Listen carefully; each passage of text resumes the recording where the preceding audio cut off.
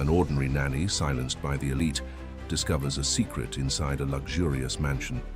Rejected and discredited, she plans her return, and what happens leaves an entire city in shock.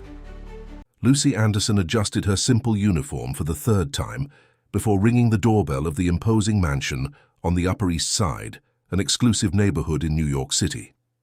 The black wrought-iron gate opened automatically, revealing a meticulously maintained garden and a house that looked like it came straight out of a movie. She took a deep breath. The interview for the nanny position had been surprisingly brief, conducted by Mr. Armstrong's personal assistant, a woman of about 30 named Brooke, who had attentive eyes and always kept a notepad at hand. Punctual. "That's good," Brooke commented upon receiving her at the main door, discreetly checking her wristwatch. "Mr. Armstrong values punctuality highly." Lucy simply nodded, gripping the strap of her worn bag against her shoulder. The interior of the house was even more impressive. White marble, furniture that certainly cost more than her entire former apartment, and an almost reverential silence that seemed to envelop everything. "Claire is in the playroom. I'll introduce her to you, and then show your accommodations. Your bags have already been taken to your room," Brooke explained, guiding her down a hallway lined with paintings that appeared to be original works by famous artists. "Mr. Armstrong is in a meeting now, but he insists on speaking with you during dinner." Lucy had researched her new employer. Robert Armstrong, 42, was one of the most influential businessmen in the country. A widower for almost 2 years, he had dedicated himself exclusively to his daughter and his business since the accident that claimed his wife. Business magazines described him as brilliant and reserved. The social columns called him New York's most coveted bachelor. The playroom was an oasis of color amid the mansion's sobriety. In the center, a girl of approximately 5 years old sat on a colorful rug, arranging a dollhouse as sophisticated as the real house where she lived. "Claire, dear, this is Lucy. Remember, we talked about her. She'll be taking care of you starting today," said Brooke, with a gentleness that contrasted with her business efficiency. The girl raised her eyes, dark and deep like her father's, Lucy would notice later, and examined her with the disconcerting sincerity that only children possess. "Do you know how to braid hair?" "The other nanny didn't," asked Claire without getting up. "I know how to make several types of braids. My mother taught me when I was about your age," replied Lucy, bending down to the girl's height. A small smile formed on Claire's face, who quickly returned her attention to the dollhouse. "This is Marianne," she said, showing a doll.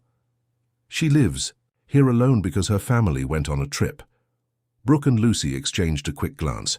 It wasn't difficult to interpret the game as a reflection of the girl's feelings. "I'll leave you two to get better acquainted. Dinner is served at 7 p.m. sharp." "Claire knows the routine," said Brooke, withdrawing with silent steps. The first weeks in the Armstrong mansion were a period of adaptation. Lucy discovered that the house ran like a Swiss clock with precise times for each activity.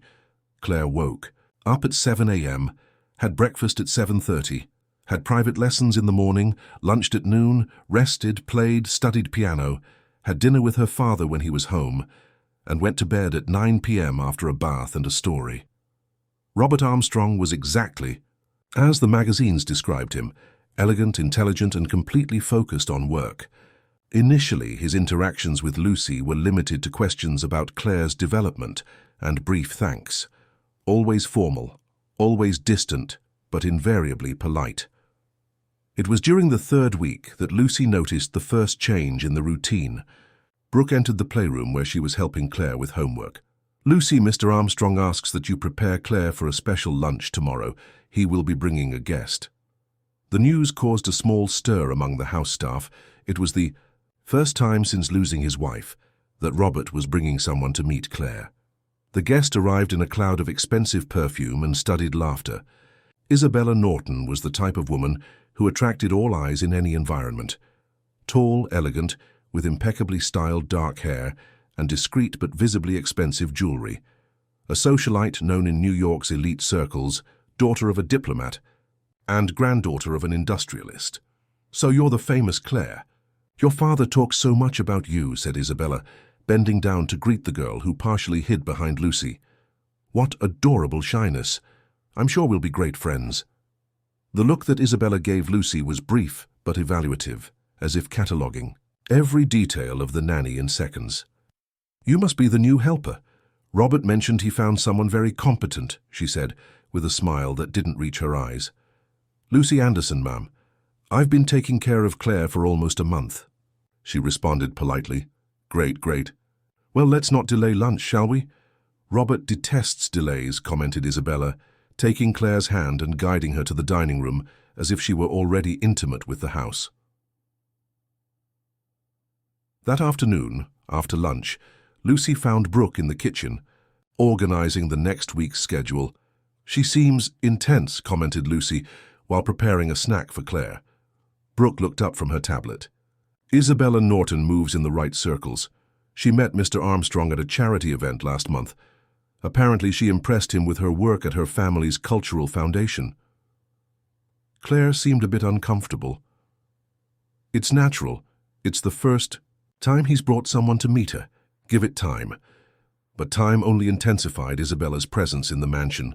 In the following weeks, she appeared almost daily, always with presents for Claire, always with suggestions about how the girl's routine could be improved.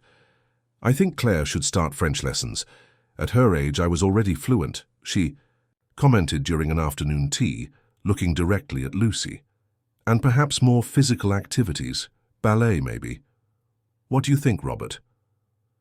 Robert, who was rarely present at this time of day, seemed to genuinely consider each suggestion.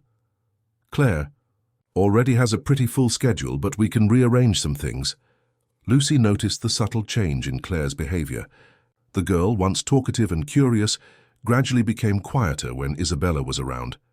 During play, she created stories where dolls were taken away by a lady in a black dress. One night, while putting her to bed, Claire held Lucy's hand with unusual strength. "Lucy, will you stay with me forever?" she asked in a sleepy voice. "I'll be here as long as you need me," replied Lucy, stroking the girl's hair.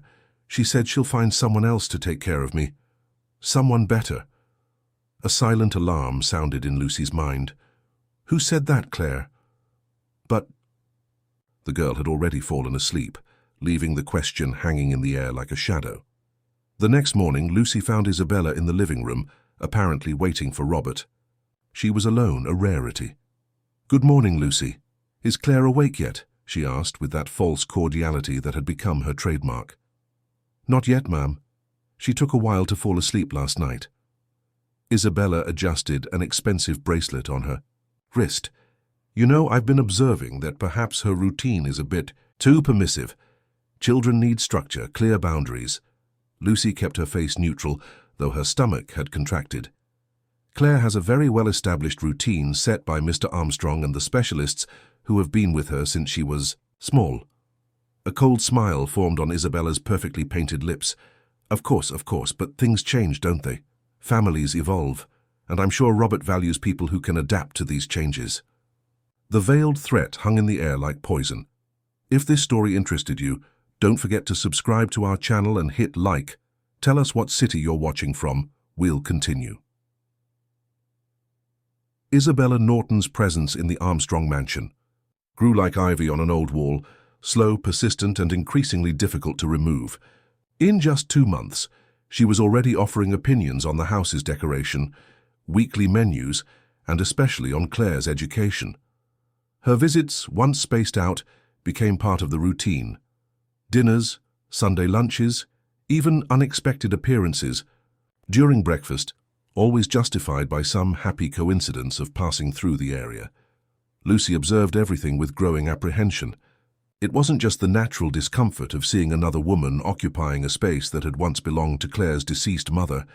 It was something deeper, an instinct that made her stomach tighten whenever she caught the cold looks that Isabella gave the girl when she thought no one was watching.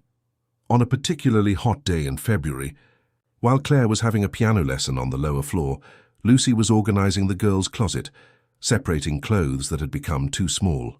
The open window let in a warm breeze that barely relieved the heat. It was then that she heard voices coming from the bathroom of the master suite, which was adjacent to Claire's room. "I already told you that everything is under control, Calvin." Isabella's voice was low but clear. He doesn't suspect a thing. Old Richard is taking care of the foundation documents. In 3 months, when we take over the financial directorship, we can start the first transfer. Lucy froze, holding a small blue shirt in her hands. She knew she shouldn't be listening, but her feet seemed glued to the floor. No, it's not that simple. The girl complicates everything. If he discovers anything, he'll use custody of her as a shield. Yes, I'm working on that. I've already planted some seeds about the nanny's incompetence. Soon she'll be out of the way.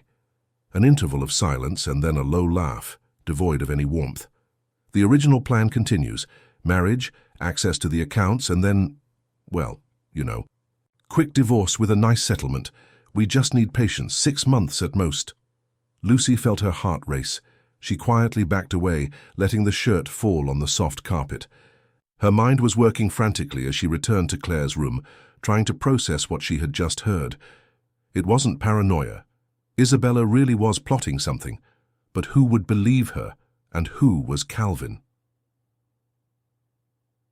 That night, after putting Claire to bed, Lucy found Brooke in the kitchen. The personal assistant looked tired, dark circles marking her face as she reviewed some papers. "Long day?" asked Lucy, serving herself a glass of water.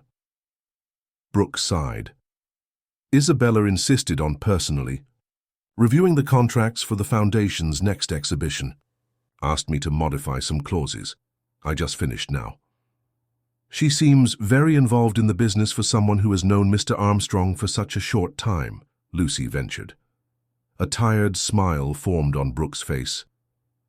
Isabella Norton doesn't so waste time, 3 months of relationship and she's practically living here. Lucy hesitated, spinning the glass between her fingers. Brooke, do you trust her? The assistant raised her eyes, suddenly alert. Why do you ask that? I don't know, just a feeling. Claire has been different, anxious. The other day I found her crying in the closet. She said she was hiding from the new mom. Brooke frowned. That's natural. It's a big change for her. Yes, but... Lucy bit her lip, uncertain if she should share what she had overheard. Without concrete evidence, she would sound like a jealous employee spreading gossip. I'm just worried about Claire. We all are, replied Brooke, turning her attention back to the papers. But Mr. Armstrong seems happy. I haven't seen him like this since before the accident. In the days that followed, Lucy began to observe Isabella with redoubled attention. She noticed how the woman completely changed in Robert's presence. Her voice became softer, her gestures more delicate. Her interest in Claire seemed genuine. She was a first-rate actress. She also began to pay attention to the small changes in the house, long-time employees being replaced by Isabella's recommendations. Robert's schedule, previously managed exclusively by Brooke, now suffered constant adjustments suggested by the socialite. And more worryingly, Claire's visits to her maternal grandmother, which were once weekly, had been reduced with the excuse of optimizing the girl's study time. On one of those nights, while trying to fall asleep in her small room at the back of the house, Lucy heard soft knocks on her door. It was Claire in pajamas, hugging the teddy bear she rarely let go of. "Claire, what is it, dear? Is everything okay?" asked Lucy, kneeling to be at the girl's height. "I had a bad dream," mumbled Claire, rubbing her eyes. "Can I stay with you?" For a little while? Lucy welcomed her, sitting on the bed with the girl in her lap. "Do you want to tell me about the dream?" Claire was silent for a few moments, playing with the ear of the bear. "I dreamed that Aunt Isabella took me away on a big boat. Daddy wasn't there, you weren't either." A chill ran down Lucy's spine. "It was just a dream, dear, you're safe here. She said she's going to be my new mom," continued Claire, her little voice almost a whisper. "She said we're going to live somewhere else, just the 3 of us, me, her, and her friend from the white car." Lucy felt her blood freeze. "Friend from the white car? Who is that, Claire?" "I don't know his name. He waits for her outside sometimes. She thinks I don't see, but I saw from my bedroom window. He has black hair and wears dark glasses." That night, after returning Claire to her room and making sure she was sleeping soundly, Lucy couldn't sleep anymore. The pieces were starting to fit together, a scheme, an accomplice, secret phone conversations, but she still lacked concrete evidence, something she could present to Robert without seeming like a resentful employee trying to sabotage his relationship. The next morning, Lucy was exhausted but determined. She took advantage of Claire being in math class to look for Brooke. She found the assistant in the small room she used as an office, typing rapidly on her computer. "I need to talk to you," said Lucy, closing the door behind her. "It's about Isabella." Brooke stopped typing, her face assuming a cautious expression. "Lucy, we've already talked about this." "No, please listen to me," insisted Lucy, sitting in the chair in front of the desk. "I overheard Isabella on the phone with someone named Calvin. They were talking about taking over the financial directorship of the foundation, about money transfers, and Claire mentioned a man in a white car who secretly meets with Isabella." The skepticism on Brooke's face was evident, but there was also a shadow of concern in her eyes. "That's a serious accusation. Are you sure you didn't misinterpret?" "Absolutely. And there's more. Claire said Isabella promised to take her to live somewhere else, just the three of them. Her, Claire, and this Calvin." Brooke took a deep breath, leaning back in her chair. "Look, I admit that Isabella has been assertive in her entry into Mr. Armstrong's life, but to accuse the woman of fraud and kidnapping—" "I'm not saying she plans to kidnap Claire," Lucy quickly corrected. "I just think she's manipulating the situation, using the girl as a way to get closer. And this plan to take over the financial directorship of the foundation, doesn't that worry you?" Brooke bit her lip, undecided.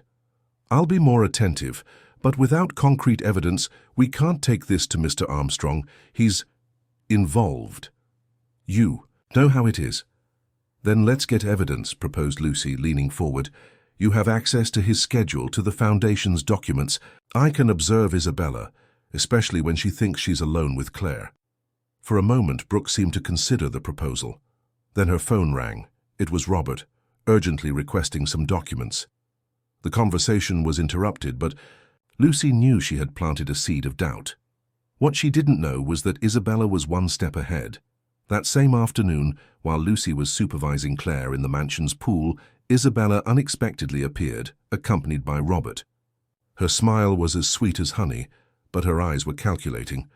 "Robert, darling, don't you think Claire has been in the water too long? I know it's hot, but children get distracted easily. 1 second of inattention and—" The look she gave. Lucy was brief, but loaded with meaning. The message was clear.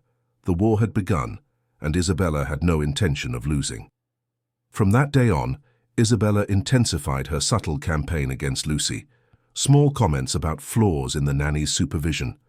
Questions about the need for so many hours of play versus study. Suggestions of more qualified professionals she knew. Each word was a brick in the wall she was building between Lucy and Robert's trust. And then, on an apparently ordinary Thursday, the inevitable happened. Lucy had taken Claire for ice cream after her piano lesson, a small tradition they had established. Upon returning, they found Isabella waiting in the main room, her face a mask of studied concern. "Where were you?" "Robert and I were worried. You didn't tell anyone you would be taking Claire out." "I told Brooke," Lucy calmly replied, "as I always do." "Brooke has been in an external meeting since lunch," Isabella countered, her tone falsely sweet. "And no one else knew where you were. Imagine if something had happened to Claire." Before Lucy could respond, Robert entered the room, his face tense. "What happened? Is Claire okay?" "Perfectly fine," assured Lucy. "We went for ice cream, as we do every Thursday after piano lessons. I told Brooke yesterday." "Brooke didn't communicate anything to me," said Robert, his tone more serious than usual. Isabella approached, placing a hand on Robert's arm. "Darling, I know you trust Lucy, but this isn't the first time I've noticed certain imprudence. Last week, when I came early, I found Claire alone in the garden for almost 10 minutes. I was just a few feet away getting her hat that had blown away." Lucy defended herself, feeling the blood rise to her face. Robert's gaze alternated between the two women, clearly divided. It was Claire who broke the impasse, approaching, her father and holding his hand. "Daddy, we just went for ice cream. It was fun. Lucy let me choose 2 scoops." but the damage was done. That night, Robert called Lucy for a conversation in his office. The words were polite but firm. Perhaps it would be better if Claire had a more structured supervision. He valued Lucy's work, but he needed to prioritize his daughter's safety. It would be better for everyone if she left. The rain fell mercilessly over New York that April morning, as if the sky was crying for Lucy's broken heart. 3 months had passed since her dismissal from the Armstrong mansion. 3 months of closed doors, of negative references whispered in the circles of wealthy families, of bills piling up on the table of the small apartment she shared with her mother in Astoria, Queens. "Honey, you've barely touched your coffee," observed Mrs. Nancy, a lady with grey hair and hands marked by a lifetime of work. Her eyes, identical to her daughter's, reflected concern. "You'll end up getting sick this way." Lucy forced a smile that didn't reach her eyes. "I'm fine, Mom, just not hungry." She stood up, taking the untouched cup to the sink. "I have an interview at 10. The Mitchell family on the Upper West Side. 2 children." "That's good, honey." Mrs. Nancy's enthusiasm was genuine but cautious. They had gone through this ritual several times in the last few weeks, promising interviews that ended in polite excuses after a mysterious call or email received by potential employers. Lucy knew exactly what, or rather who, was behind these closed doors. Isabella Norton's reach in New York social circles was impressive. A casual comment during a charity lunch, an insinuation during a benefit event, and Lucy Anderson's name became synonymous with irresponsibility and negligence. "This one will work out," said Lucy, more to herself than to her mother, as she picked up the worn umbrella hanging behind the door. But it didn't. Neither did the next one, nor the one after that. By the end of the month, Lucy had accepted a job as a cashier at a nearby bakery, earning less than half of what she received as a nanny, but at least managing to pay for Mrs. Nancy's increasingly expensive medications, whose fragile heart seemed to weaken with each new disappointment for her daughter. It was on one of those mornings at the bakery, while attending to hurried customers in search of fresh bread and coffee, that Lucy saw the photo on the front page of a celebrity magazine left on the counter. The couple of the moment, Robert Armstrong and Isabella Norton, announce engagement at exclusive party. In the photo, Isabella smiled triumphantly, a huge diamond sparkling on her finger, while Robert maintained an expression that Lucy couldn't completely decipher: happiness or resignation. In the background of the image, almost imperceptible, was Claire. She wasn't smiling. Something broke inside Lucy at that moment. It wasn't just the indignation of seeing Isabella's plan working perfectly, but the genuine concern for Claire. The girl who had already lost her mother at such a young age was now under the influence of a calculating and cold woman whose interests clearly did not include her well-being. That night, while helping her mother take her medications, Lucy made a decision. "Mum, I'm thinking of changing a bit." Mrs. Nancy looked at her with curiosity. "Change how, honey?" "My appearance. A fresh start." Lucy touched her long brown hair that fell in soft waves to the middle of her back. "Maybe cut my hair. Change the color." The next day, after her shift at the bakery, Lucy entered a small beauty salon in the city center. She came out 2 hours later with her hair cut to chin length, dyed a dark blonde that completely transformed her appearance. She bought thick-framed glasses, without prescription, at an accessories store. At home, she experimented with heavier eye makeup, something she had never worn before. The transformation was surprising. The reflection in the mirror showed someone who could go unnoticed by Robert Armstrong's acquaintances, someone who would not be immediately recognized as the former nanny. "My God, Lucy, what did you do?" exclaimed Mrs. Nancy upon seeing her daughter. "A fresh start, Mom, that's all." In the following weeks, Lucy began to discreetly monitor news about the Armstrong Foundation, the philanthropic arm of Robert's business empire. Isabella appeared constantly in photos of events, always beside her fiancé, always impeccable, always with that smile that didn't reach her eyes. In one of these events, according to the report, Isabella had announced her intention to take an active role in the foundation's administration, bringing a new vision to the Armstrong family's social projects. The photo showed Robert beside her, smiling politely, while Brooke, the personal assistant, remained a few steps behind, her face a mask of professional neutrality. It was then that Lucy saw the announcement. The Armstrong Foundation was hiring an administrative assistant for the project coordination department. The salary was good. The qualifications required compatible with her previous experience as a secretary at a school, before becoming a nanny. "It's too risky," argued Mrs. Nancy when Lucy shared her plan. "If they discover who you are." "I won't," Lucy assured. "I'll use my full compound name, Lucy Marie Santos Anderson. Everyone at the mansion knew me only as Lucy Anderson, and with this appearance, no one will recognize me." "But what if you run into Mr. Armstrong? He rarely goes to the foundation headquarters, and when he does, he stays on the upper floors with the directors. I would be just another employee on the administrative floor." Mrs. Nancy sighed, resigned. She knew that determined gleam in her daughter's eyes. "Just be careful, please. That woman doesn't seem the type who forgives easily." On the day of the interview, Lucy prepared meticulously. Thick-framed glasses, blonde hair tied in a discreet bun, makeup that enhanced her eyes but disguised her most distinctive features, a simple but elegant business outfit. She mentally repeated her new story. She had worked as a secretary in a private school for 3 years, then as an assistant in a small accounting firm that had recently closed. Lucy Marie Santos Anderson. That would be her name now. A more serious, more reserved, more discreet woman than the affectionate and expressive nanny she used to be.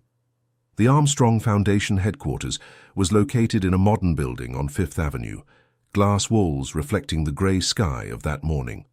In the imposing lobby, Lucy felt her heart accelerate. She was about to enter enemy territory, risking everything for a girl who had probably already forgotten her. Was it madness? Perhaps. But the image of Claire, small and vulnerable in the engagement photo, gave her no other choice.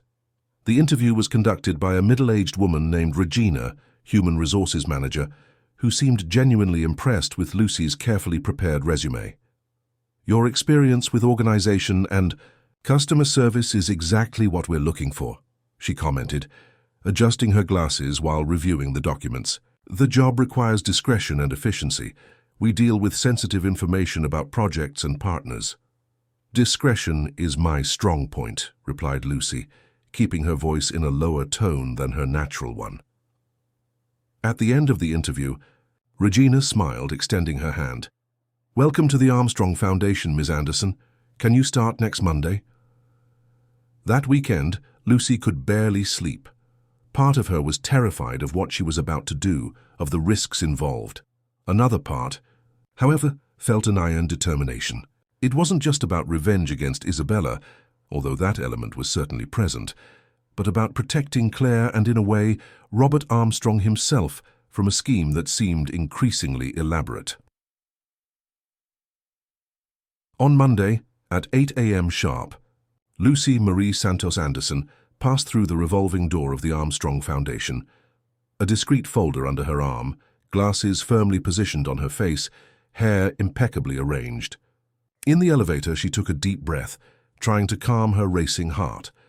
The project coordination department occupied half of the 5th floor. Regina quickly introduced her to her colleagues, new faces, names that Lucy carefully memorized, before showing her desk, a functional space with a computer, phone, and an organized pile of documents. "These are the reports from the last 3 projects. Familiarize yourself with them today. Tomorrow we'll start with the practical tasks," explained Regina. The first few weeks went by without incidents. Lucy kept her head down, worked efficiently, spoke little. Her colleagues saw her as competent but reserved, exactly the image she wanted to project. She quickly learned the foundation's systems, procedures, hierarchy, and more importantly, she began to map the patterns. Who came, who went. Which days Isabella appeared for her supervision visits. Which documents were considered sensitive. Which names appeared repeatedly in communications. One of them caught her attention almost immediately, Calvin Miller, listed as an external consultant on 3 recent projects. The same Calvin from the phone conversation she had overheard. Months ago, it had to be. Discreetly, Lucy began to gather information about him. 35 years old, economist, specialized in management of social funds.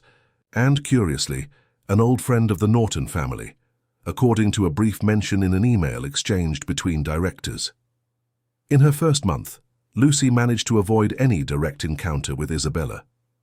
The 2 times the woman visited the department, Lucy was conveniently in meetings in other rooms, but she knew this luck wouldn't last forever. The inevitable happened on a rainy Thursday. Lucy was concentrating, typing a report, when familiar voices echoed through the corridor. She looked up and saw, through the glass partition, Isabella walking alongside Regina. Animated gestures, the perfectly rehearsed professional smile. Lucy immediately lowered her face, pretending total absorption in her work. Her heart was hammering, so hard she feared it could be heard. The voices were approaching. "And this is our new administrative assistant, Lucy Marie," introduced Regina. "Lucy, this is Ms. Isabella Norton, Mr. Armstrong's fiancée and future director of special projects for the foundation." Lucy slowly raised her face, meeting Isabella's eyes. For a terrible moment she feared being recognized, but something in her transformation, the glasses, the hair, the different posture, seemed to work. Isabella examined her briefly, with that evaluative look she gave to all employees, and then nodded without real interest. "Pleased to meet you," said Lucy, modulating her voice to sound deeper and more formal. "Likewise," replied Isabella, already diverting her attention to the next subject with Regina. When they moved away, Lucy allowed herself to breathe again. The first test had been passed. She was inside, invisible to the eyes of the one who had destroyed her. Now, she needed to find evidence. That same night, while organizing some documents after hours, Lucy noticed something peculiar. Isabella's visits to the foundation followed a pattern, always on Thursdays, always leaving earlier than announced. And according to the visitor records she had access to, thanks to her new position, there was always an interval of approximately 40 minutes between her departure from the foundation and her arrival at the Armstrong mansion for dinner with Robert. 40 minutes, enough time for a quick meeting, enough time to coordinate the next steps of whatever plan was in progress. Lucy closed the folder containing the records, a renewed determination shining in her eyes. The hunt had begun. The Armstrong Foundation occupied 3 entire floors of the glass building on Fifth Avenue. From its tall windows, New York City seemed like a gray patchwork, punctuated by buildings that rose like urban sentinels. Lucy observed the city while organizing documents in her second month as Lucy Marie, her new identity, her new life. She had quickly learned the gears that moved the foundation. Mondays were dedicated to planning meetings, Tuesdays and Wednesdays to project development, Thursdays for external visits and meetings with partners, Fridays for evaluation and reports. And like a Swiss clock, Isabella Norton appeared every Thursday, impeccably dressed, calculated smile, cold gaze. "More coffee, Lucy Marie." The voice of Paul, one of the project analysts, pulled her from her thoughts. He was a nice young man, about 30 years old, who seemed to nurture a certain admiration for her. "Yes, thank you," she replied, extending the empty mug. "You look tired today," he commented, filling the mug with fresh coffee. "Rough night," Lucy offered a contained smile. "My mother wasn't feeling well, heart problems." Paul nodded, understanding. In her 6 weeks at the foundation, Lucy had carefully constructed a persona, competent, reserved, devoted to her sick mother. It was enough to generate sympathy without arousing excessive curiosity. "I heard the First Lady is coming today with the boss's daughter," commented Paul, lowering his voice. "Looks like it's going to be a busy day." Lucy's heart accelerated. Claire. After almost 6 months, she would see Claire again. She kept her face neutral, but her hands trembled slightly as she held the mug. "Any special reason?" Paul shrugged. Visitors' Day for the children benefited by the Seeds of the Future project. Little Claire apparently insisted on coming. "They say she loves the artistic activities." Lucy nodded, feigning disinterest while her mind worked frantically. Claire would be there, On the same floor, just a few meters away. How would she react? Would she recognize her former nanny under Lucy? Marie's disguise? And more importantly, how would the girl be after months under Isabella's influence? The hours dragged by with excruciating slowness. Lucy immersed herself in work, trying to distract herself, but her eyes instinctively returned to the clock every few minutes. When she finally heard the murmur of children's voices in the hallway, she almost dropped the pile of documents she was holding. From her desk, strategically positioned with a view of the main corridor, Lucy saw the group approaching. Children of various ages, shy smiles, curious eyes, accompanied by educators from the foundation, and at the center of the group, like a queen among subjects, Isabella. Her hand rested possessively on the shoulder of a small figure that Lucy would recognize anywhere, Claire. The girl had grown a few centimeters. Her hair was longer, but the expression in her eyes, a mixture of curiosity and melancholy, remained the same. She wore a navy blue dress that seemed excessively formal for a child her age, and her steps were contained, almost calculated. The group passed through the administrative area without stopping, heading to the activities room. At the end of the corridor, Lucy took a deep breath, trying to calm her racing heart. She had planned for this moment, mentally rehearsed how to act, what to say, but now that it was actually happening, she felt unprepared. "Lucy Marie?" Regina's voice, the HR manager, pulled her from her thoughts. "Could you take these materials to the activities room, please? I think they forgot the drawing notebooks." A perfect opportunity, almost providential. Lucy nodded, taking the box Regina indicated. She adjusted her glasses, quickly checked her appearance in the reflection of the window, and headed for the room. The environment was spacious and colorful, decorated with drawings and crafts from children served by the Foundation's projects. The children were distributed in small groups around low tables, concentrating on some artistic activity. Isabella was talking with one of the educators near the door, her elegant profile turned towards the window. Lucy entered silently, leaving the box on a side table. Her eyes immediately located Claire. The girl was alone at a table, drawing with concentration, her tongue slightly out in a familiar gesture that made Lucy's heart ache. She approached slowly, stopping beside the table. "What a beautiful drawing," she commented softly. Claire raised her eyes, meeting Lucy's. For a moment there was only curiosity in her gaze. Then something changed, a flash of recognition, a spark of memory. The girl tilted her head slightly, side to the side, as she used to do when thinking deeply. "Thank you," she finally replied, her voice small and polite. "I'm drawing my house." Lucy looked at the drawing. A large house with many windows, a blue pool next to it, trees around, and two figures, a large one which she presumed to be Robert and a small one Claire. There was no figure representing Isabella. "It's very beautiful," Lucy praised, keeping her voice different from her natural tone, more formal. "Do you like to draw?" Claire nodded, picking up a pink-colored pencil. "I like it. My old nanny taught me how to make drawings. She drew very well." Lucy's heart leaped. "Really? And where is she now?" Claire shrugged, a surprisingly adult gesture for such a small child. "She left. Aunt Isabella said she didn't take good care of me, but that's not true. She told stories and made braids in my hair." Before Lucy could respond, she felt a presence behind her. She turned slowly, meeting Isabella's calculating gaze. "Is everything all right here?" asked the socialite, her smile not reaching her eyes. "Yes, ma'am," replied Lucy, nervously adjusting her glasses. "Just admiring the drawing." Isabella cast a quick glance at the paper. "Claire has talent, doesn't she?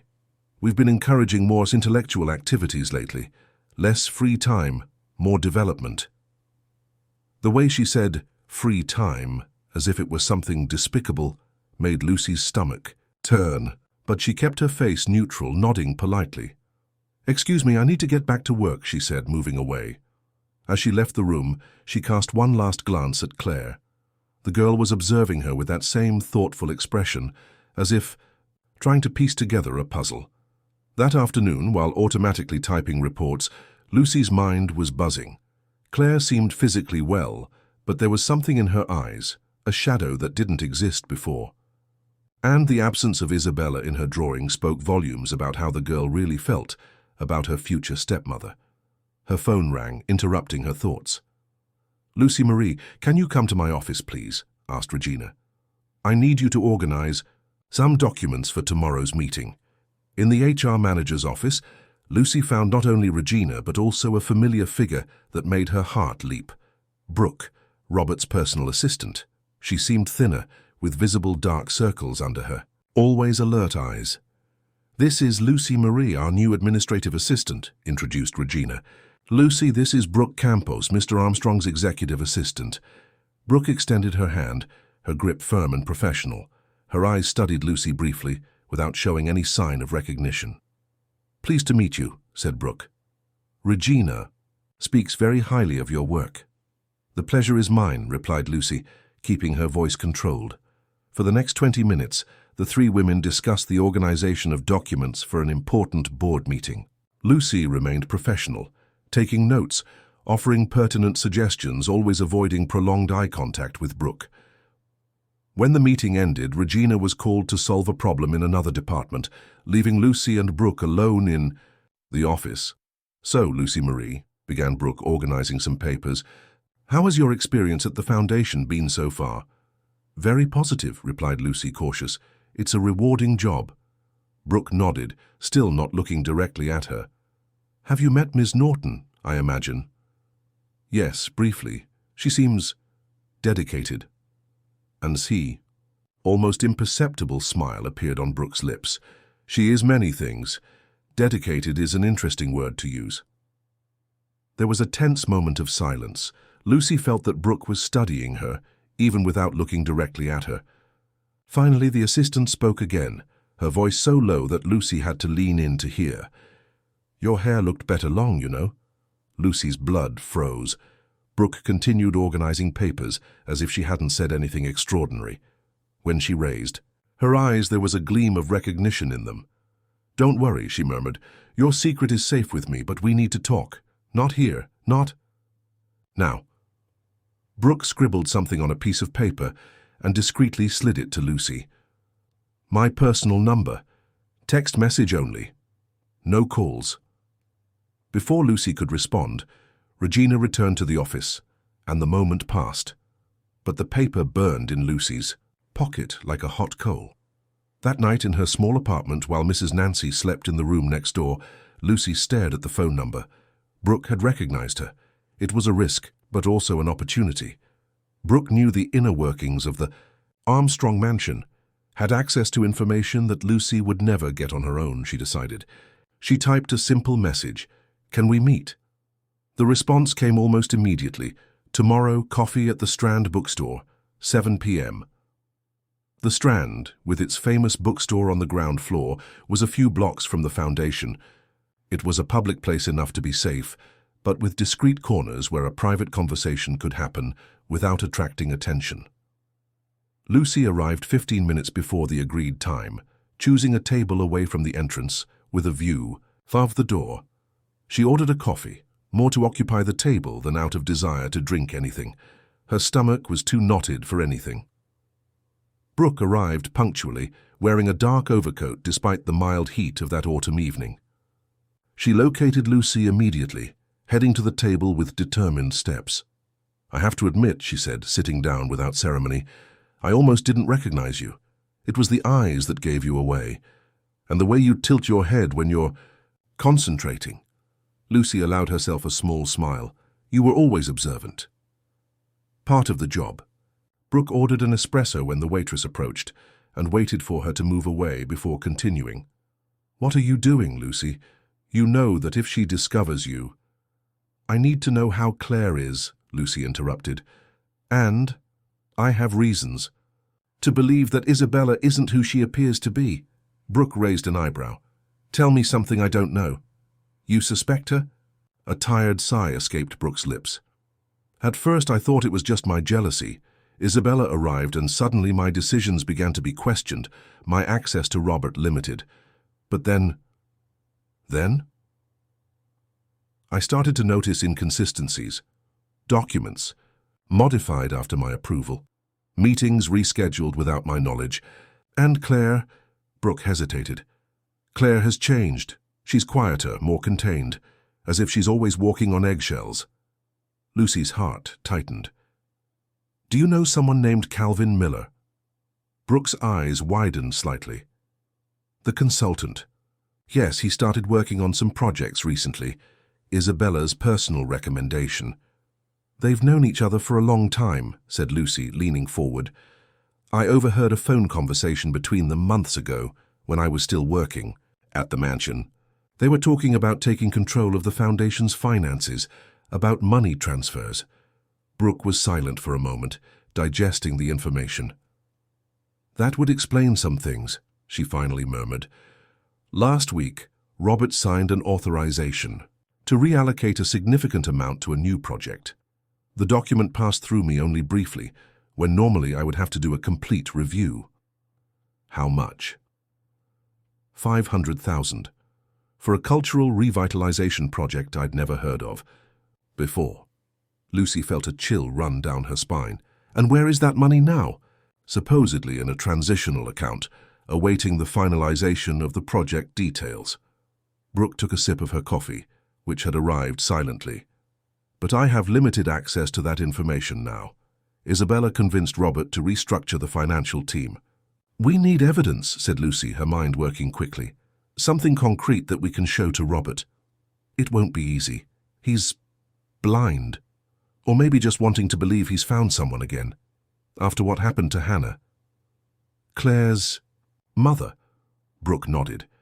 It was devastating for him. For almost 2 years he completely immersed himself in work, focusing only on Claire. Isabella was the first person who managed to break through that barrier. Lucy hesitated, then decided to ask something that had been bothering her for months. How did Hannah? An aneurysm, replied Brooke, her voice softening. Completely unexpected. She was playing with Claire in the garden when she simply fell. There wasn't even time for a goodbye. The conversation continued for almost 2 hours.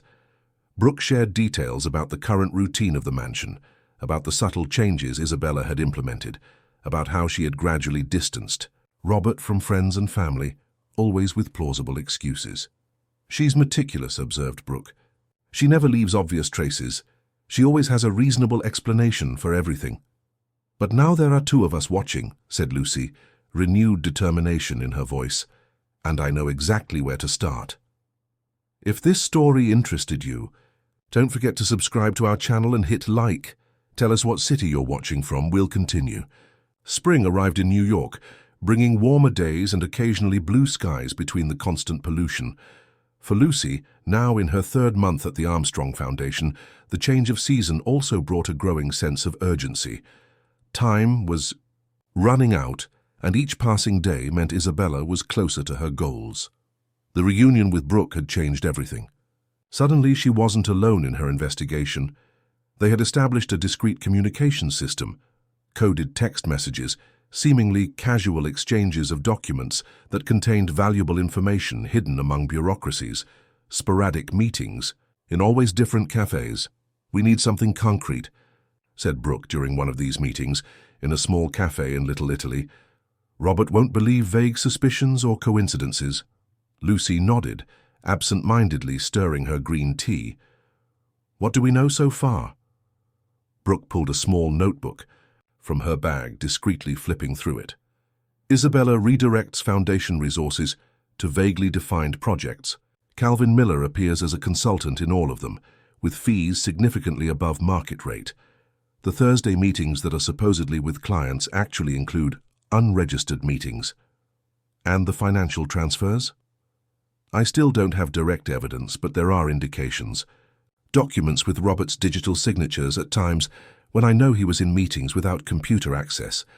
Authorizations for movements that he would normally question, but apparently approved without discussion. Lucy sighed, frustrated. All circumstantial, nothing that can't be individually explained. Exactly. It's as if we're seeing only pieces of a much larger puzzle without being able to see the complete picture. It was at this moment that Brooke's phone vibrated with a message. She checked it quickly, her face paling. "What is it?" asked Lucy, alarmed. "Robert just announced that the wedding has been moved up. Instead of 6 months, it will happen in 6 weeks. A heavy silence fell over the two women. The acceleration of the schedule meant only one thing. Isabella's plan, whatever it was entering its final phase. "Why? What changed?" questioned Lucy, feeling her stomach sink. Brooke bit her lip, hesitant. "I'm not sure, but Isabella mentioned something about a business opportunity abroad, an expansion of the company to Europe. She's been pressuring Robert to finalize this for weeks." "Europe?" Lucy felt a chill. "Claire once mentioned that Isabella talked about taking her to a place far away. Do you think that she plans to convince Robert to move? Or worse, take Claire to check out European schools while Robert stays behind taking care of business?" Brooke shook her head. "I can't rule out anything at this point." The urgency of the situation crystallized for Lucy at that moment. It wasn't just about unmasking a con artist. It was about preventing a child from potentially being separated from her father, about protecting Claire from manipulations that could mark her entire life. "We need to accelerate our plan," Lucy decided, a renewed determination in her voice. "We don't have months anymore, we have weeks." In the days that followed, Lucy intensified her discreet surveillance. She took advantage of her position at the foundation to monitor documents related to projects linked to Calvin Miller. She catalogued times, recorded discrepancies, discreetly photographed evidence that, although still circumstantial, was beginning to form a clearer pattern. An unexpected opportunity arose 2 weeks later. The Armstrong Foundation would hold a results presentation event, and all employees were summoned to help with the organization. Robert would be present, accompanied by Isabella, naturally, and, to Lucy's surprise, Claire would also come. "She insisted," explained Brooke when they met briefly in the women's restroom at the foundation. "Said she wanted to show her drawings to the poor children." Isabella tried to dissuade her, but for the first time in months Robert didn't give in. He said it would be good for Claire to see the foundation's work. On the day of the event, Lucy arrived earlier than usual. She wore a more formal outfit than usual, a grey blazer over a discreet white blouse, dress pants and low heels. The thick-framed glasses and carefully styled blonde hair completed her disguise. The foundation's main hall had been transformed. Panels displayed photographs of projects, impressive statistics in colorful infographics, moving testimonials from beneficiaries. In one corner, a smaller exhibition showed drawings and artwork from children served by the educational programs. It was to this area that Lucy headed, helping with the final organization. Her heart was beating a little faster than normal. She knew that soon she would be in the same environment as Robert Armstrong for the first time since her dismissal. The guests began to arrive shortly. After 10, business people, politicians, representatives of partner NGOs, journalists. The buzz gradually grew, filling the hall with animated voices and the occasional clinking of glasses. And then they arrived. Robert entered first, elegant, as always in his impeccably tailored suit, but with new lines of concern around his eyes that Lucy didn't remember seeing before. Beside him, Isabella smiled for the cameras, a daring red dress contrasting with the corporate environment, jewelry sparkling under the lights, and, half a step behind, holding her father's hand tightly, Claire. The girl wore a blue dress with white details, her hair tied in a hairstyle too elaborate for a child. Her eyes scanned the hall with contained curiosity, and for a moment, a brief, terrifying moment, her gaze crossed with Lucy's. The recognition was instantaneous. Claire's. Eyes widened slightly, her mouth formed a small O of surprise. Lucy felt her heart stop, expecting the girl to shout her name, unmasking her right there. Instead, Claire simply smiled, a small, secret, almost conspiratorial smile. And then, as if nothing had happened, she returned her attention to her father, who was guiding her through the hall. Lucy released the breath she hadn't realized she was holding. Claire had recognized her, but had chosen to say nothing. The perception of this small act of complicity made her eyes fill with unexpected tears, which she quickly contained. The event proceeded with the predictability of corporate occasions: speeches, presentations, polite applause, discreet networking. Lucy kept her distance, efficiently executing her assigned functions, always aware of the location of Robert, Isabella, and Claire in the hall. It was during a moment of intermission, when the guests dispersed to appreciate the panels and appetizers, that Lucy noticed Claire walking alone towards the children's art exhibition. Isabella was absorbed in a conversation with an important politician, and Robert was taking a call a few meters away. With her heart racing, Lucy discreetly approached the area where Claire was observing the drawings. "Do you like art?" she asked, softly, stopping beside the girl. Claire looked up, that same secret smile playing on her lips. "Yes, these are pretty, but I draw better." Lucy couldn't contain a smile. "I'm sure you do." The girl quickly looked around, making sure no one was paying attention to them, and then whispered, "I knew it was you. Your eyes are the same." "Claire?" Lucy hesitated, both moved and alarmed at the same time. "You can't tell anyone, okay? It's a very important secret." "I know how to keep secrets," replied the girl with a seriousness that broke Lucy's heart. "I have many secrets now." There was something in the way she said this that lit an alarm in Lucy's mind. "What kind of secrets, dear?" Claire looked again to where Isabella was conversing, now with Robert at her side. "Aunt Isabella's secrets. Things she says when she thinks I'm not listening. About leaving after the wedding. About her friend from the white car." "The man from the white car," murmured Lucy. "Do you see him often?" Claire nodded. "Sometimes he picks up Aunt Isabella when Daddy is working. They don't know I see them from my bedroom window." "Claire, this is very important. Could you draw this man and other things you've seen or heard?" The girl's eyes sparkled with the challenge. "I can make a whole notebook of secret drawings." "That would be wonderful." Lucy hesitated, then risked, "Are you happy, Claire, with Aunt Isabella?" A small frown passed over the girl's face. "She's different when Daddy isn't there. She doesn't smile for real, and she doesn't like it when I talk about Mommy or you." Before Lucy could respond, she heard Isabella's voice calling for Claire. "I have to go," whispered the girl, "but I'll make the drawings, I promise." As Claire walked away, Lucy felt a presence beside her. It was Brooke, carrying a folder of documents. "She recognized you." It wasn't a question. "Yes," and she confirmed our suspicions about Calvin, the man from the white car. Brooke nodded, her face a mask of professional concern. "I have something for you. I found records of a suspicious transfer to an account in the Cayman Islands, $500,000 exactly. The amount of the Ghost Project. How did you get this?" Isabella made a mistake. She used Robert's computer to authorize the transfer, but didn't log out completely. I was able to access the history before she noticed. Lucy felt a wave of hope. "Is this enough?" "Almost. We need to definitively link the account to Calvin and prove that Isabella is behind this." Brooke lowered her voice even more. "She mentioned something about one last meeting with Calvin before the wedding, to finalize the details, whatever that means. Next week, Thursday, at the Standard Hotel." The Standard Hotel, with its distinctive architecture, was one of the most exclusive in New York.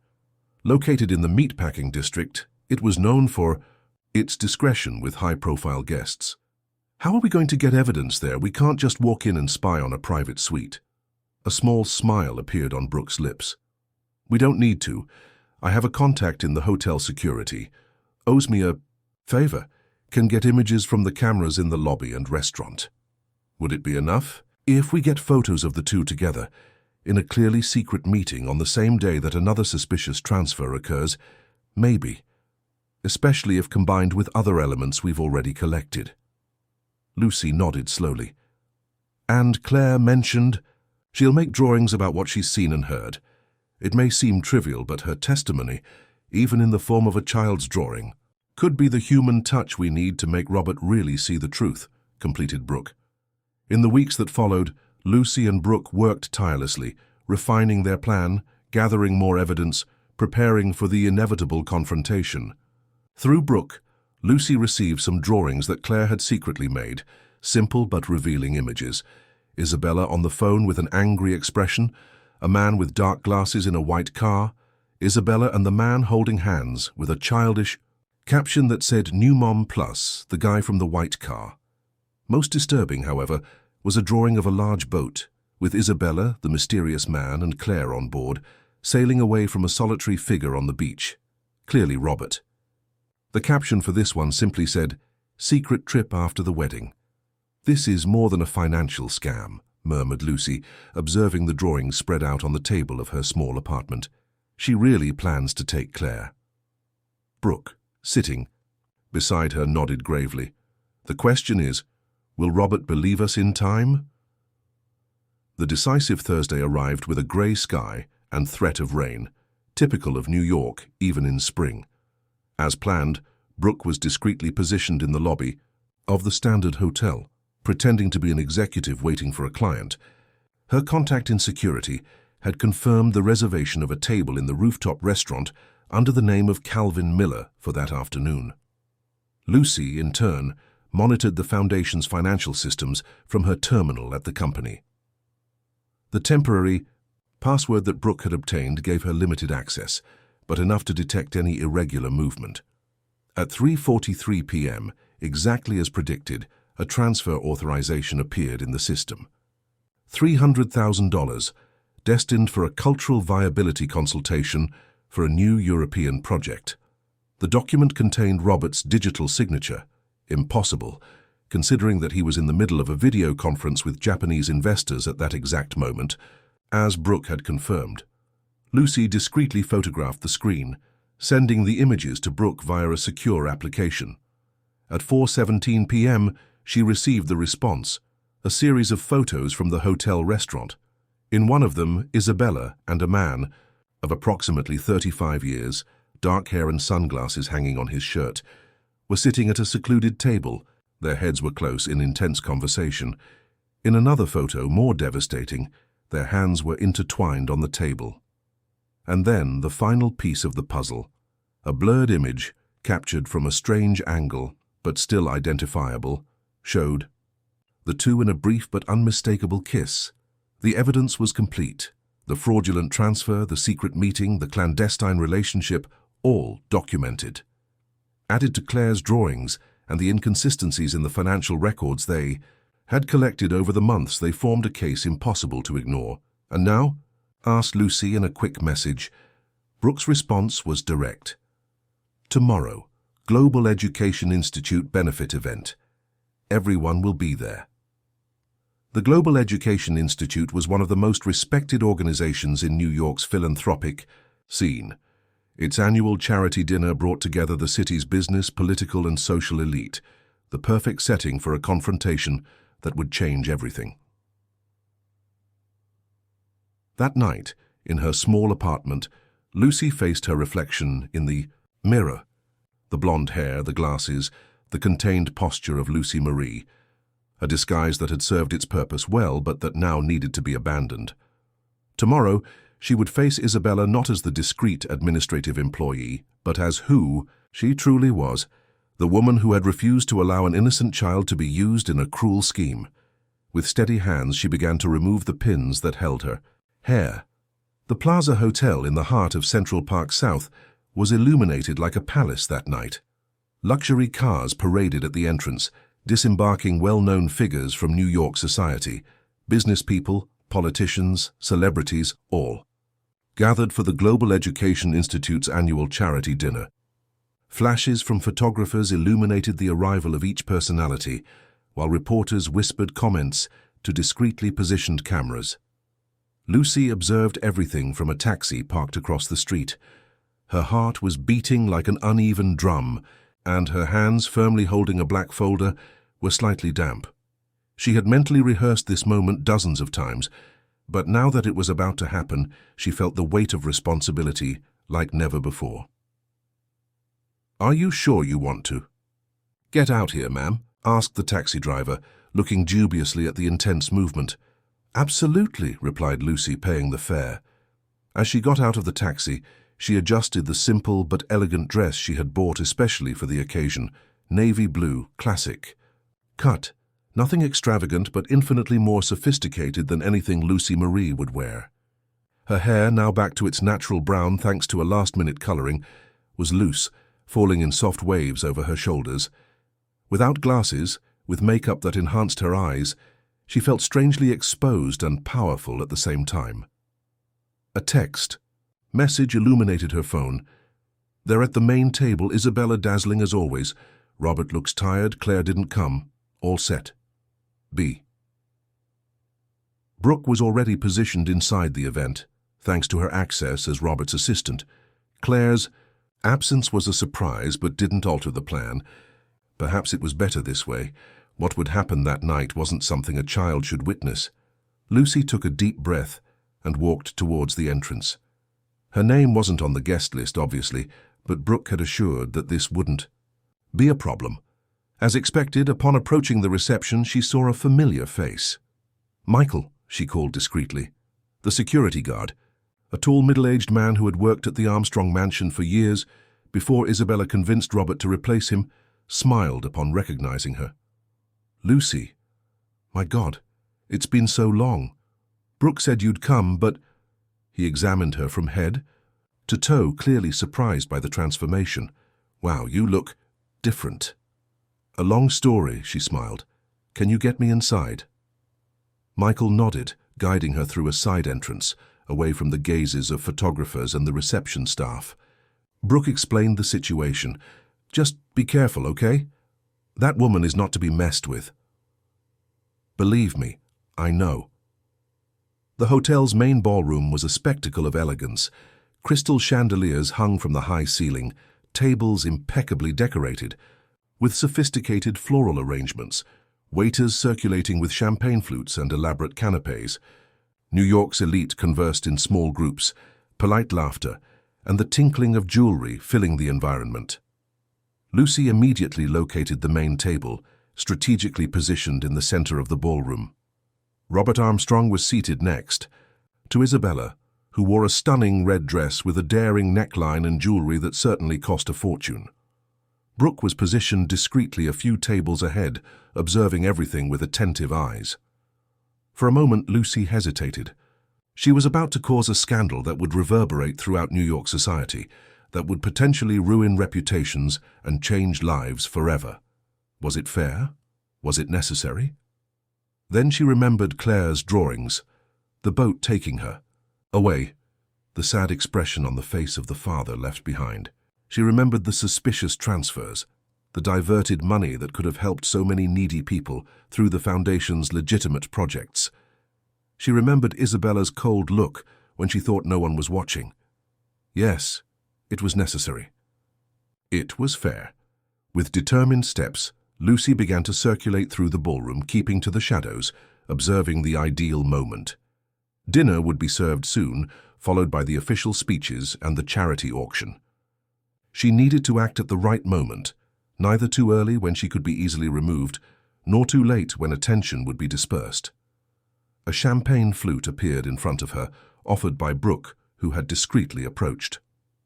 "For the nerves," murmured the assistant. "Thank you, but I need to be completely sober for this," replied Lucy, politely declining. "Any news?"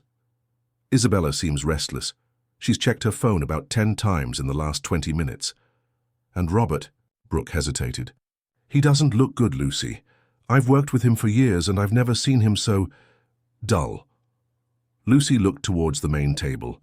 It was true. Robert, normally the center of attention at any event, seemed almost absent, smiling mechanically, when necessary but with distant eyes.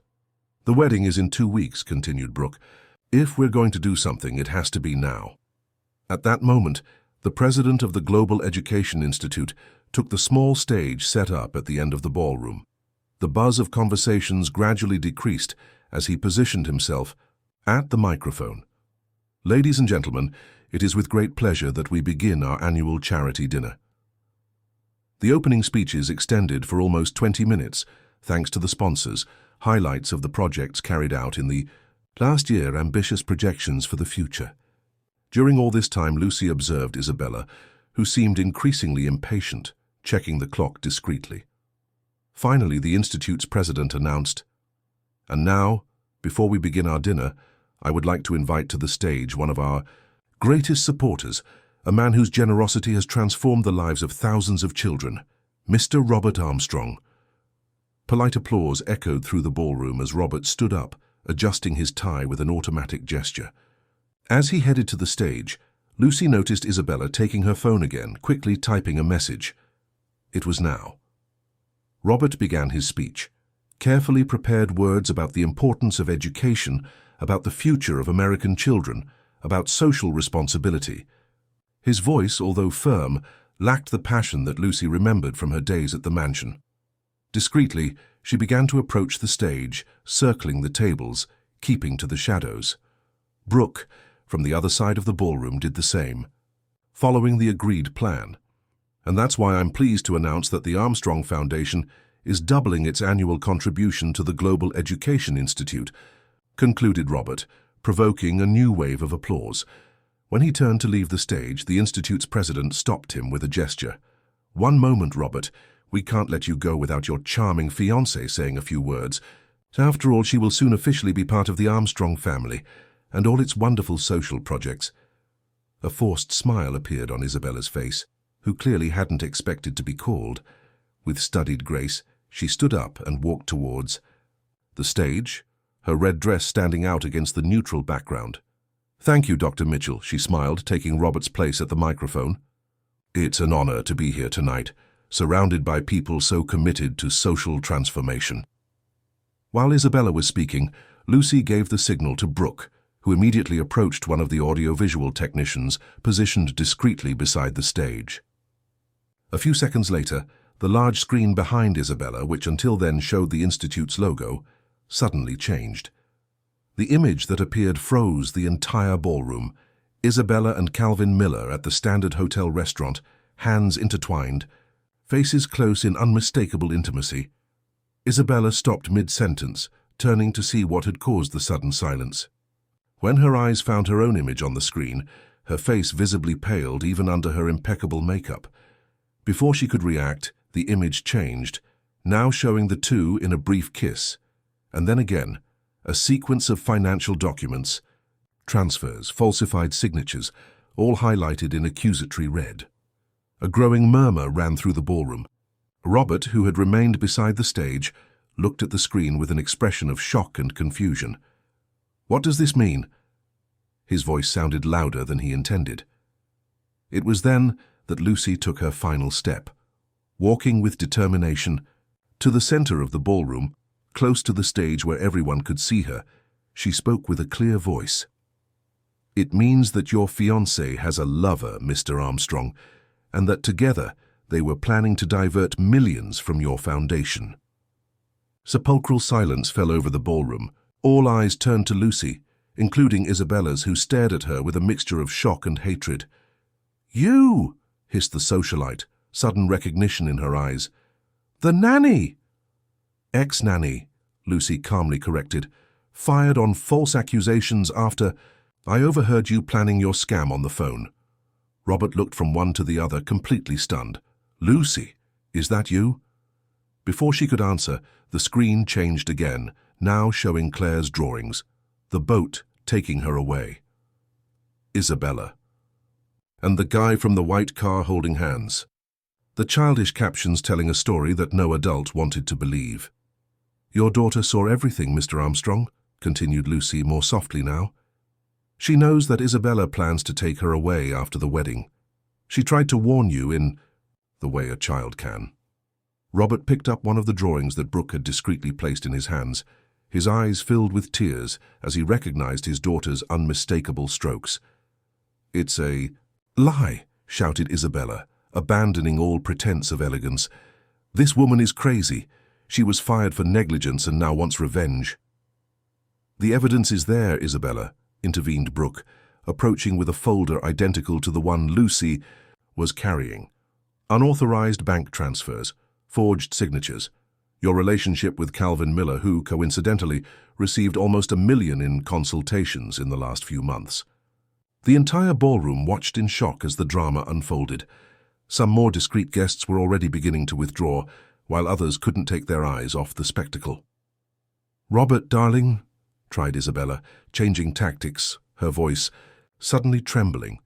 "You're not going to believe these envious people instead of the woman you love, are you?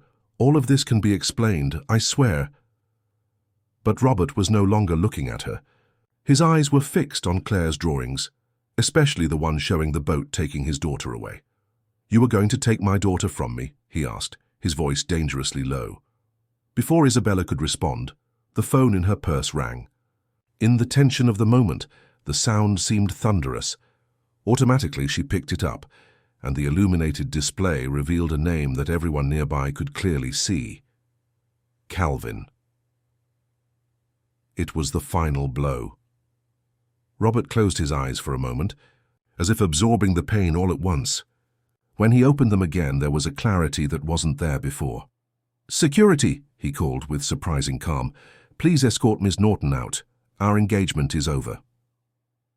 "Robert," Isabella tried to hold his arm, but he moved away as if her touch burned him.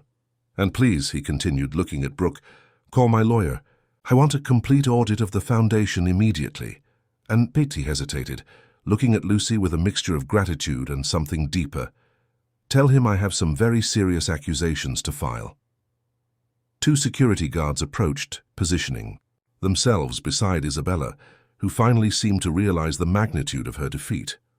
With one last look of hatred towards Lucy, she allowed herself to be escorted out, her head still haughty but her shoulders visibly defeated. The buzz in the ballroom exploded as soon as she disappeared through the doors. Robert, ignoring the questions and looks, walked directly to where Lucy was standing. "You came back for Claire, it wasn't a question. She deserves someone who really cares about her," replied Lucy simply. "Someone who protects her." Robert nodded slowly, a new understanding growing in his eyes. "Just as I needed someone to protect me from myself, apparently." He hesitated, then asked, "Is she okay, Claire?" "She's strong and smart, like her father." A small smile, the first genuine one that Lucy had seen on his face in a long time, briefly appeared. "We need to talk. There's a lot to explain, a lot to understand." "Yes," agreed Lucy, "but not here." Brooke approached, her professionalism back in control. "The car is waiting at the back, sir. We've managed to avoid the reporters for now, but it won't be long." The three withdrew discreetly, while the event tried to resume its course, despite the scandal that would certainly headline the next day's news. In the car, driving back to the Armstrong mansion, a contemplative silence settled. It was Robert who finally broke it. "Why did you disguise yourself to come back? Why didn't you come directly to me with your suspicions?" Lucy exchanged a brief look with Brooke before answering. "Would you have believed the word of a former employee against the woman you loved, without concrete evidence?" Robert sighed, deeply. "Probably not. I was blind. Or maybe just desperate to believe I could have a complete family again." "Claire is your family," said Lucy softly, "and she only needs you." When the car crossed the gates of the mansion, a small figure was waiting at the main door. Claire, still awake despite the late hour, as if she instinctively knew that this night would be different. Upon seeing Lucy getting out of the car, next to her father, the girl opened a radiant smile that illuminated her entire face. Without hesitation, she ran and threw herself into the ex-nanny's arms. "You really came back," she exclaimed, hugging her tightly, "not just in disguise." Lucy hugged her back, feeling hot tears streaming down her cheeks. "Yes, dear, I really came back." Over Claire's head, her eyes met Robert's, who was watching them with a complex expression, gratitude, admiration, and perhaps, just perhaps, the beginning of something new. Months passed. The scandal involving Isabella Norton and Calvin Miller occupied the headlines for weeks, especially after the discovery that the scheme extended to other foundations and companies. Lawsuits were filed, reputations destroyed, money recovered. The Armstrong Foundation, under new administration and with rigorous audits, resumed its original mission with renewed vigor. Brooke assumed a directorship position, bringing her legendary efficiency to new projects. And in the Armstrong mansion, a new routine was established. Claire went back to having piano lessons, but also long periods of free play. Her drawings, now colourful and cheerful, showed three figures holding hands, herself, her father, and a brown-haired woman who smiled. Lucy, now officially the educational projects coordinator of the foundation, divided her time between work and afternoons at the mansion, helping Claire with homework, teaching her to make increasingly elaborate braids, telling stories that made father and daughter laugh until they cried. On one of those golden autumn afternoons, while Claire played in the garden under the watchful eye of Mrs. Nancy, who had become a constant figure in the house, Robert found Lucy in the library, organizing some books. "You know," he said, leaning against the door, "Claire asked me something interesting today." "What?" asked Lucy, turning to face him. "She asked when you're going to stop leaving every night and stay here with us for good." Lucy felt her face warm up. "And what did you answer?" Robert approached slowly until he was just one step away. "I said it was an excellent question, one that I myself have been asking lately." Lucy's eyes met his, no longer distant or dull, but alive, bright, hopeful. "It's a complex question," she replied, a small smile playing on her lips. "Perhaps we need time to find the right answer."